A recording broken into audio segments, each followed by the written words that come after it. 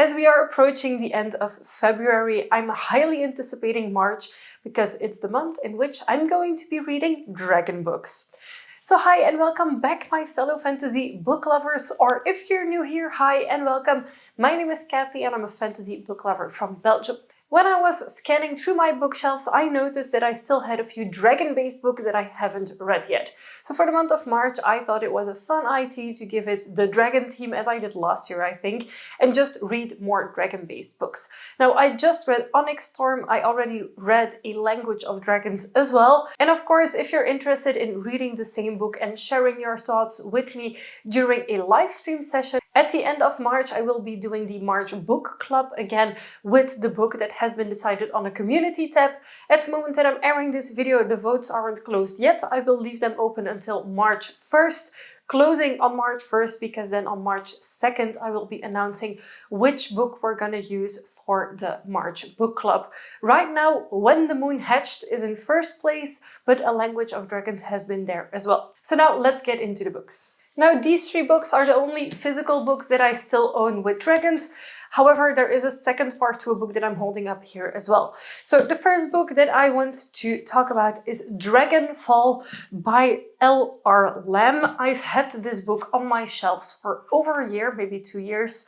It's one of the first dragon books that I bought, and let's face it, this is an absolutely beautiful cover. It says on the back, "The last male dragon, a desperate thief, a bond that will save the world or shatter it." And honestly, I haven't really looked that much into this book because I really enjoy dragon reads anyways, but somehow I just haven't gotten to reading this one yet. If I'm not mistaken, this is not a romantasy, this is just a fantasy book with dragons. And yeah, I'm not sure if this is a standalone either, I have it on my shelves and I really want to read it. The next book is When the Moon Hatched, and this is currently the most popular book in the votes for my March book club. So if you have read it or if you want to read it during March as well, I have the Fairy Loot edition with the spray painted edges and the alternate cover art, etc. It is a beautiful book. And with the artwork that's in here, I'm getting slight Khaleesi vibes from the Dragons and the Dragon Rider.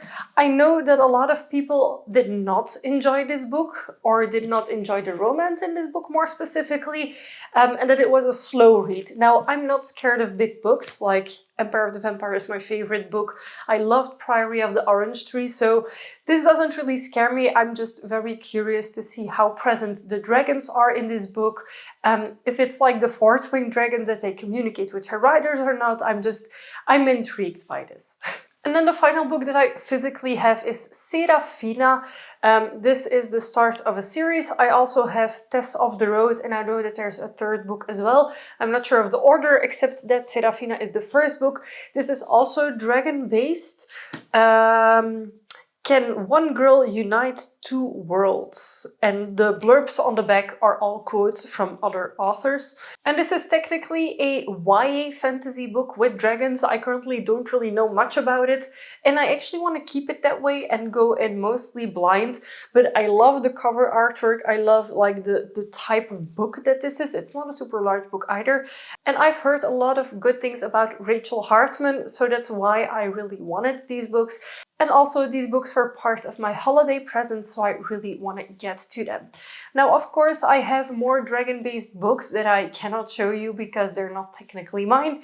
My partner has a really big bookcase with a lot of dragon books. He has a Natural History of Dragons, To Shape a Dragon's Breath, Dragon Rider. He also has the full Temeraire series, from which I read the first book. So if I'm looking for even more dragon books, I can just look at his part of the bookshelves and get even more. But my priority is to at least read these three books so that I can move them to these shelves and remove them from the living room, which is my big TBR with over 100 books. It's quite embarrassing, but yeah, it is what it is. Feel free to let me know in a comment down below, what are your reading plans for March? Will you be joining me for the book club? And of course, if you have other dragon-based book recommendations, I would love to know. So feel free to share them in the comments as well. So if you enjoyed this very short update video on my March TBR, feel free to give this video a big thumbs up.